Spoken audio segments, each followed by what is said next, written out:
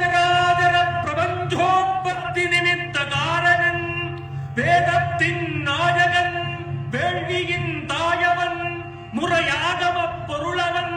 முத்தமிழ் ஆனவன்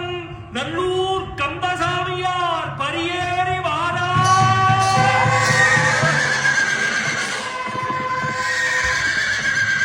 பார்த்தேனே உயிரின் வழியே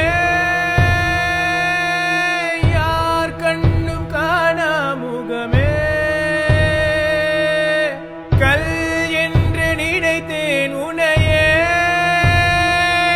நீ யார் என்று சொன்னாய் மனமேதான் நீ